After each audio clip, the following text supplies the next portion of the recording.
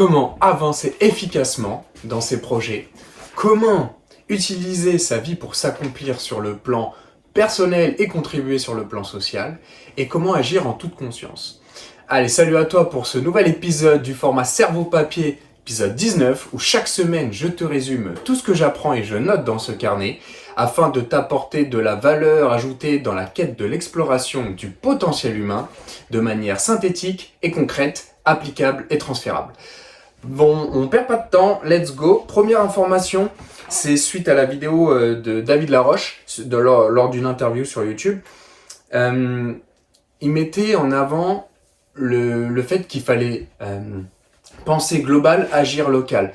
Être un optimiste de but, mais un pessimiste de chemin. C'est-à-dire que c'est l'optimiste pragmatique.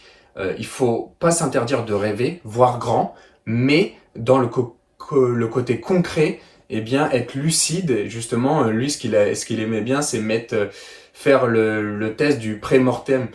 Qu'est-ce qui pourrait arriver pour que ton entreprise, ton projet, ton objectif foire, n'aboutit pas. Et donc, du coup, penser justement toutes les situations qu'il faudrait se focaliser dessus.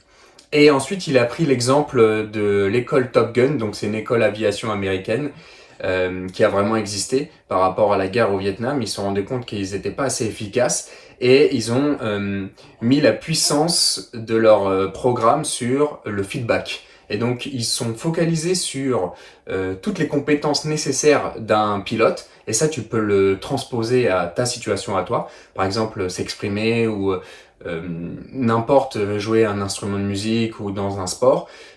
Quelles sont les 8 compétences spécifiques, primordiales, qu'il faut acquérir pour réussir tes objectifs. Et ensuite, faire de ce qu'il appelle la pratique délibérée.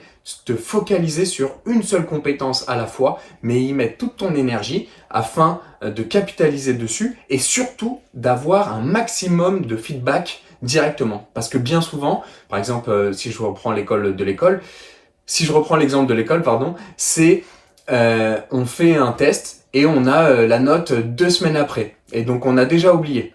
Donc là, l'objectif, c'est vraiment de se focaliser sur une compétence et d'avoir directement un feedback instantané limite. Par exemple, là, je me filme, là, je décide d'agir sur la posture ou sur la tonalité, et bien après, j'ai le retour immédiat de la vidéo. Donc voilà pour l'exemple. Là, on enchaîne ensuite avec, pareil, un podcast de Limitless et extraterrien sur la bio-optimisation, comment utiliser sa vie pour s'accomplir et contribuer socialement. Donc là, déjà, ils mettent en avant vraiment la puissance du temps libre. Ton succès dépend à la hauteur de ce que tu fais durant ton temps libre. Et ils mettaient vraiment le fait d'agir en conscience. Ça, tu peux le faire pour tout.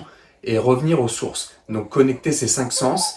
Et ça peut être agir en conscience en parlant, en respirant, en mangeant, en marchant, en observant.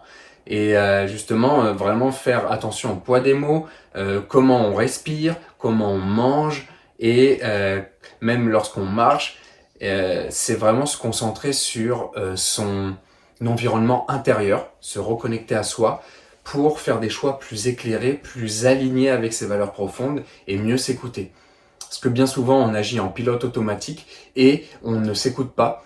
Et donc du coup, souvent on a des phases dépressives où on n'est pas aligné avec nos valeurs profondes parce que on ne s'est pas recentré sur nous. Et donc du coup, là j'enchaîne directement avec une autre information, comment agir en conscience. Pareil, c'était une autre vidéo de David Laroche, je suis replongé sur ces vidéos il y a plus de 8 ans, et justement voir comment il a évolué, sur quoi il a agi, pour prendre des notes. Eh bien, lui, il a fait la vidéo sur un état modifié de conscience, passer par exemple d'une fatigue générale à un état énergisé.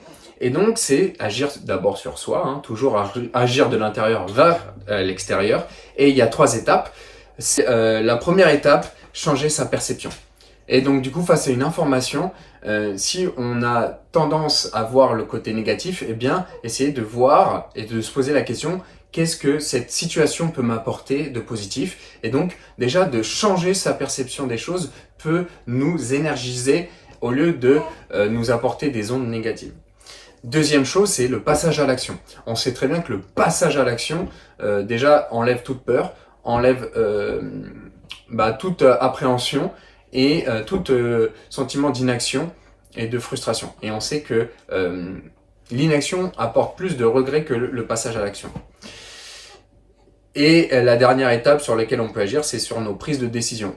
Peu importe la situation, l'événement ou quoi, on est toujours capable d'agir et de faire quelque chose. D'accord ? Par exemple, même si on a une mauvaise journée, on peut toujours se dire, je décide de faire une action, une habitude qui peut me relier à mes objectifs. Et quoi qu'il arrive, même si c'était une mauvaise journée, j'ai toujours eu ce contrôle sur cette prise de décision pour améliorer la qualité de ma vie, mon processus d'apprentissage personnel et peu importe les objectifs que je souhaite atteindre, mais cette prise de décision interne est propre qu'à moi et donc ne dépend que de moi, uniquement de moi, et donc peu importe l'environnement et les événements extérieurs, ça n'affectera pas ma prise de décision. Donc voilà, je voulais juste rajouter en bonus le test Enneagram que dans le podcast Extraterrien a rajouté. C'est un test justement qui coûte 50 centimes. C'est sur la connaissance de soi et tu peux faire ce travail introspectif. C'est une quarantaine de questions et donc ça te sort différentes thématiques sur ta personnalité. Et ça ensuite tu peux agir dessus pour mieux te connaître et faire ton Ikigai ou ton X, c'est-à-dire le croisement entre ce que tu sais faire et ce que tu aimes faire, et ça va te sortir plusieurs thématiques. Par exemple, pour moi, on voit vraiment le côté extraversion, ouverture d'esprit, convivialité, la connaissance de soi. Et ce qui ressort, oui, c'est vraiment ce côté bienveillance, coopération, persévérance et autodiscipline. Ce que je ressens dans tout ce que j'applique dans la quête de la connaissance de soi et de l'exploration du potentiel humain.